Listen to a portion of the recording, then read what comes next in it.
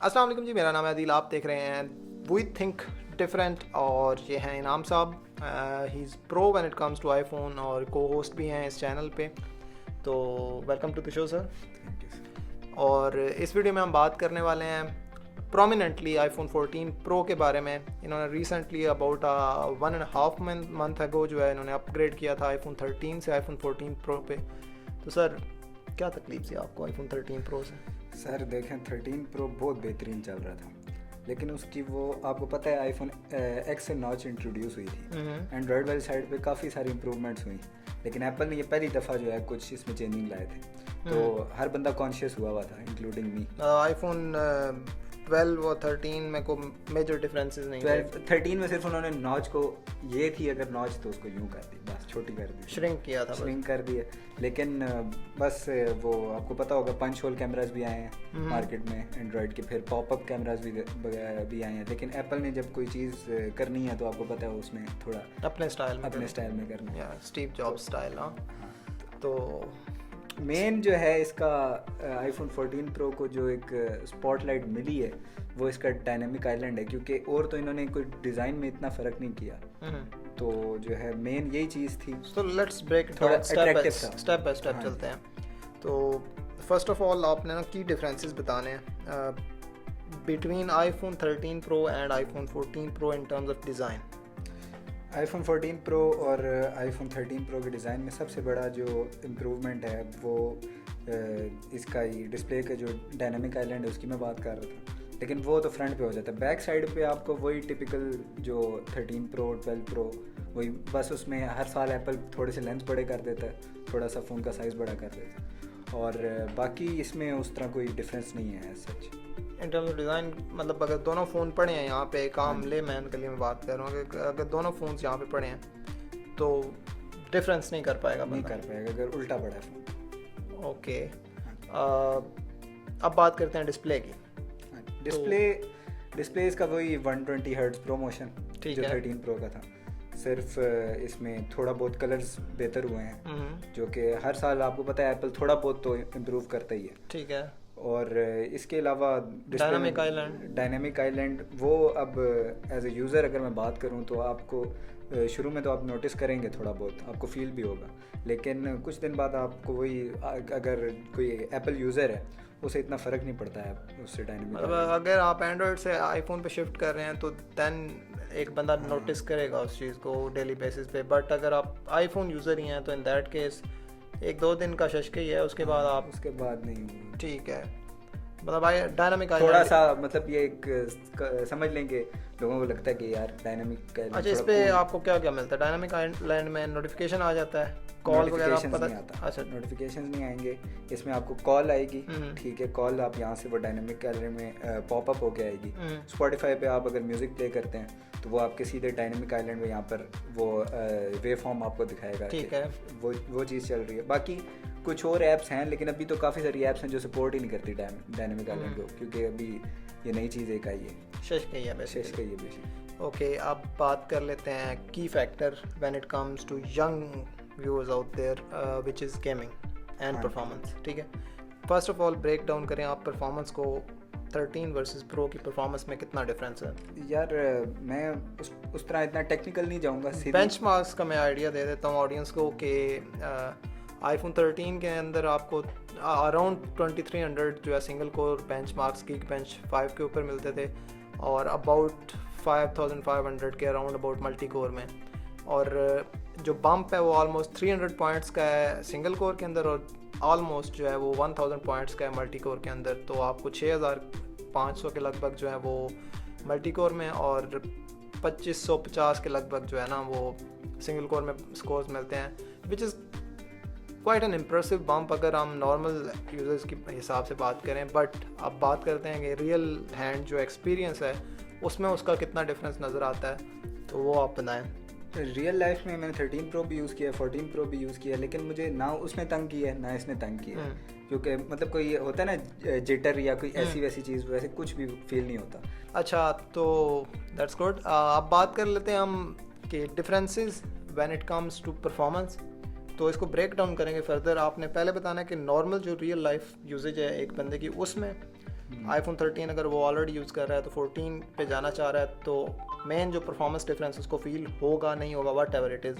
And then इसको break down आपने करना है गेमिंग पर्सपेक्टिव में, क्योंकि काफ़ी सारे जो हैं वो गेमर्स भी अवेलेबल हैं आउट देयर, तो ज़रा ब्रेक डाउन करें इसको। परफॉर्मेंस अगर डेली लाइफ यूजेज की बात करूं तो उसमें कोई ख़ास फ़र्क नहीं है, मतलब मुझे तो सेम ही लगता है। ठीक है, लेकिन अगर हम बात करें परफॉर्मेंस के हवाले से या हीटिंग के हवाले से तो 13 प्रो थोड़ा ज़्यादा हीट होता था, ये थोड़ा कम होता है, इसका टेम्परेचर थोड़ा मेंटेन रहता है। और अगर गेमिंग के पर्सपेक्टिव से बात करूं तो गेमिंग में हमेशा कोई भी मॉडल है आईफोन का, अगर अभी मिसाल के तौर पे 14 प्रो है तो नेक्स्ट वाला जो मॉडल होता है वो हमेशा थोड़ा बेहतर परफॉर्म करता है in terms of heating, in terms of FPS, और इसी तरह आगे बैटरी लाइफ के हवाले से भी। स्पेसिफिकली आप बात करते हैं, काफ़ी सारे लोग ना पबजी खेल रहे होते हैं, you might already be aware of, तो काफ़ी सारे लोग इंटरेस्टेड होंगे जानने में कि वेदर इट सपोर्ट्स 90 FPS और नॉट, और क्या मतलब एक्सपीरियंस ओवरऑल कैसा है इसका? It does support 90 FPS, in fact iPhone 13 also does. लेकिन जो बात है 90 FPS का मेन जो एडवांटेज आपको मिलता है, बुलेट रजिस्ट्रेशन आपको थोड़ी जल्दी मिलती है, मतलब आपका अपोनेंट जो है वो एक्सट्रीम पे खेल रहा है, आप 90 FPS पे खेल रहे हैं तो आपको थोड़ा एडवांटेज मिलता है। ठीक है, मतलब you get better kills in matter kill. Okay, तो that's good to hear. But अब थोड़ा सा मतलब क्रिटिकल क्वेश्चन है, अगर बंदा अपग्रेड कर रहा है just specifically for the gaming perspective and purpose, iPhone 13 to 14 switch करना चाह रहा है, तो is it worth buying? It's worth it specifically for the gaming purpose it is worth. Okay, that sums it up for the gamers out there. And अब बात कर लेते हैं हम इसकी सॉफ्टवेयर ऑप्टिमाइजेशन और इसके अलावा जो फर्दर सॉफ्टवेयर के हवाले से जो कुछ इम्प्रूवमेंट्स लेके आया है एप्पल इसके अंदर, वो मोस्ट लाइकली आई थिंक बाकी आईफोन्स के अंदर आ ही जाती हैं विद iOS। अब मैं बात करता हूँ कि एप्पल जब कोई नई अपडेट लॉन्च करता है तो अभी जो लेटेस्ट चिपसेट होगी उस पर वो ज़्यादा ऑप्टिमाइज्ड होगा, क्योंकि वो नई टेक्नोलॉजी है डेफिनेटली। लेकिन जो वो फीचर्स होते हैं वो सारे पुराने मॉडल्स में भी आ जाते हैं, जिस तरह अभी वो स्टैंड बाय मोड है iOS 17 में आने वाला है, वो आपको आईफोन XS, XR बाकी सारों में भी मिलेगा। ठीक है, लेकिन उसमें मैंने जहाँ तक सुना है वहाँ पर जो आईफोन 14 प्रो है उस पर वो स्टैंड बाय पे रहने वाला है, लेकिन इससे पिछले जो मॉडल्स हैं उन पर आपको टैप करना पड़ेगा उस स्क्रीन को वेक करने के लिए। And just for the viewers, हमने जितने भी iOS 17 के लेटेस्ट फीचर्स आने वाले हैं उन सबको वो शॉर्ट में कवर किया हुआ है, तो आप उसको भी देख सकते हैं। हाँ जी। इसके अलावा मेन एक की पॉइंट होता है जी सब लोगों का, इवन तो मतलब किसी को घंटा फ़र्क नहीं पड़ता इस चीज़ से, ठीक है, आईफोन 14 प्रो की बैटरी कैसी है जी? आईफोन 14 प्रो की बैटरी अगर आप नॉर्मल यूज़र के हवाले से बात करें तो वो उसका तो दिन निकालेगी, लेकिन अगर आप वीडियोस वगैरह बना रहे हैं, वीडियोस वगैरह मतलब अगर मैं बनाऊंगा तो मैं डेफिनेटली जो हाईएस्ट पॉसिबल सेटिंग होगी उस पर बनाऊंगा, क्योंकि पैसे क्यों लगाएं भाई। ठीक है, तो वहाँ पर आपको बैटरी लाइफ जो है वो ज़्यादा कंज्यूम करेगा, क्योंकि वो इतना आपको आउटपुट में इतना रिजल्ट दे रहा है, तो ज़ाहिर सी बात है। लेकिन अगर आप बात करेंगे नॉर्मल यूजेज की, दिन बंदे का आम निकालता है, कंटेंट क्रिएटर है, कोई गेमर है, तो वो तकरीबन अगर एक दफ़ा चार्ज करता है नॉर्मल यूज़ पे तो उसे रात को ही चार्ज करेगा दोबारा, और दिन पूरा गुजर जाएगा। अभी तो इतना फ़र्क भी नहीं पड़ता बैटरी लाइफ से, क्योंकि पहले 5 वाट एप्पल देता था चार्जर, अब तो उन्होंने चार्जर ही नहीं दिया, लेकिन वो 20 वाट का सेपरेटली सेल कर रहे हैं। But is compare to the previous generations, जब 5 वाट पे होता था तो is it a good bump, मतलब अच्छी इम्प्रूवमेंट? कितना टाइम लेता है ये चार्ज होने में? चार्ज होने में तकरीबन 2 आवर्स, अगर आपका फ़ोन तकरीबन 20% पे है तो। आईफोन बेशक महंगा है यार, but they should learn from Android and stuff like that, क्योंकि मेरा फ़ोन जो है वो हार्डली 25 मिनट्स लेता है फ्रॉम 0 to 100। तो अच्छा, चार्जिंग के हवाले से कोई चीज़ है कि इसमें आपको ऑप्टिमाइज बैटरी चार्जिंग मिलती है, जिसका मेन ये है कि सर्दियों में तो आपको फील नहीं होगा, लेकिन गर्मियों में आपने फ़ोन लगाया हुआ चार्ज पे और वो 80% पे जाके स्टक हो जाएगा, लेकिन दैट्स अ गुड थिंग। वो आप अगर 80% पे आपका रुका हुआ है तो उसको रुके रहने दो, क्योंकि वो आपकी बैटरी लाइफ को जो है बचाता है। जब भी फ़ोन हीट अप होता है वहाँ पर वो आपको नोटिफिकेशन भी देगा, charging stopped due to temperature, high temperature. तो ये आपको एडवांटेज मिलता है, और दूसरी चीज़ कि उससे बैटरी हेल्थ भी काफ़ी मेंटेन रहती है। Okay, that's good. अब सबसे मतलब मेरा जो फेवरेट है आईफोन्स में, मैं अगर आईफोन कभी लूँगा, even though you are pushing me, but अगर मैंने कभी लिया आईफोन तो one of the two reasons, first of all it's definitely AirDrop, compatibility की वजह से मैंने लेना है। The second most favourite I would say and my personal favourite is cameras. अब बात करते हैं कैमरास की, तो I have tested your this one and as well the 13 Pro. I'm pretty sure that compared to the any other Android garbage out there, it's mind blowing. The cameras are really good, but from let's say your perspective, the only Android phone that can compete Apple in some terms is Google Pixel. Pixel 7 Pro with the Google with the iPhone 14 उसको आप इससे compare कर सकते हैं। वो लंबी बात हो जाती है, लेकिन बात यह है कि आपको कई पॉइंट्स पे वो बेहतर परफॉर्म करता हुआ मिलेगा, कई पॉइंट्स पे ये ज़्यादा बेहतर परफॉर्म। नाउ लेट्स डिस्कस कि अगर एक बंदा वीडियोग्राफी के लिए यूज़ करना चाहता है आईफोन, तो one of the to main points जिनको मैं कंसिडर कर रहा हूँ आईफोन की परचेजिंग के लिए, AirDrop and then the camera, you can shuffle them between. तो sir from iPhone 13 to iPhone 14 क्या डिफरेंसेस हैं कैमरा के अंदर? पहले तो डिफरेंसेस को हाईलाइट करें और फिर आप अपना यूज़र एक्सपीरियंस बताना, क्योंकि अभी रिसेंटली आपने एक वीलॉग भी शूट किया है पूरा, and specially the ultra wide sensor how good it is.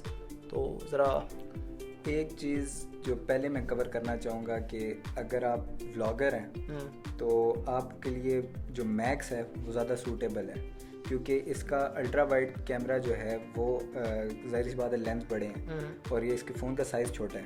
अगर आप यूँ हाथ रखेंगे तो आपकी समटाइम्स आपकी उंगली यहाँ पर नज़र आएगी, हाथ नज़र आएगा, क्योंकि वो फुल अल्ट्रा वाइड पे ले जाता है और वहाँ पर वो आपको तंग करेगी वो चीज़। ठीक है, लेकिन अगर आपको इस चीज़ से फ़र्क नहीं पड़ता, आपने अगर नॉर्मल मोड पे शूट करना है, उस हवाले से आप बात कर लेते हैं। तो 13 Pro जो था वो सिनेमैटिक मोड पे HD 30 FPS देता था, ये 4K 30 FPS तक देता है, और उसके बाद बाकी सारी सेटिंग सेम है, वो भी 4K 60 तक मैक्स जाता था, ये भी 4K 60 तक। एक चीज़ जो इसमें ऐड की है एप्पल ने वो है एक्शन मोड, जिसमें आपको मतलब माइंड ब्लोइंग जो है स्टेबलाइजेशन मिलेगी। ठीक है, वो मैंने टेस्ट भी किया है। मतलब अगर आप इसका वो एक्शन मोड यूज़ कर रहे हैं ना, तो you literally do not need a gimbal, professional आपको रिकॉर्डिंग मिल जाएगी। 2.3K 2.8K पे रिड्यूस कर देगा from 4K, but still it's a major improvement compare to any other Android phone out there. तो लेकिन उसका एक डिसएडवांटेज है कि आप उस पर लो लाइट में इतनी अच्छी क्वालिटी अचीव नहीं कर सकते, क्योंकि वो लो लाइट पे वो मोड ज़्यादा अच्छा perform. But for someone who is a creator and is recording videos outdoor, तो उसके इसमें इट्स परफेक्ट ना। It's perfect. तो अगर आप दौड़ भी रहे हैं तो तब भी आपको ना बेयरली क्या मेरे ख्याल के फील भी होगा, फील नहीं होता इसका। नॉर्मल अगर आप एक्शन मोड नहीं भी यूज़ करते तो काफ़ी हद तक उसको जो है ना स्टेबलाइज कर देता है। ठीक है, मतलब वो OIS तो ऑलरेडी है, एवरीबॉडी नोज दैट। ओके जी, तो वीडियो को एंड करने से पहले अब ज़रा एक रैपिड फायर राउंड हो जाए, जिसमें हम क्विक क्वेश्चन पूछेंगे और इन्होंने जल्दी से आंसर करना है उनको। तो लेट्स हियर इट। आपका best feature when it comes to camera performance? Definitely ये कि सिनेमैटिक में अब ये मुझे 4K 30 FPS देता है। ओके, एंड बैटरी के बारे में बात करें, इज इट बेटर वर्स और may be whatever? Definitely better compare to 13 Pro, it's better. Charging speed same. Okay, face ID का कोई डिफरेंस है? इज इट फास्ट और स्लो? What is the? मुझे सेम ही लगती है, क्योंकि सिर्फ वो ये आपको एडवांटेज है, वो डायनामिक आइलैंड में ज़रा वो पॉप करती है face ID. Animations, what about animations? Animations जो हैं इसमें काफ़ी ज़्यादा इम्प्रूव हुई हैं और आपको ज़रा अच्छा एक्सपीरियंस मिलता है, क्योंकि उसमें डायनामिक आइलैंड वाला advantage. Okay, any underrated feature that you would like to share iPhone 14 का, प्रो का? No, I don't think. Quite similar to the iPhone 13 pro, सब कुछ है। सब कुछ वो उसमें भी था और इसमें भी। Okay, one word to describe iPhone 14 pro? Beast. Okay guys, so that pretty much sums it up and it was our first ever episode. तो अगली वीडियो का इंतज़ार कीजिए, मिलते हैं अगली वीडियो में। I will try to make it regular, but हमारे जो शॉर्ट फॉर्म कंटेंट है वो हम कोशिश कर रहे हैं कि 100 वीडियोस जो हैं वो एटलीस्ट हम जो है रेगुलर करें, तो उसके लिए subscribe, follow, share with your friends and family, और मिलते हैं इनसे अगली वीडियो में। अभी तो हमने और भी बनानी, तो तब तक के लिए अल्लाह हाफिज़। चलो ठीक है।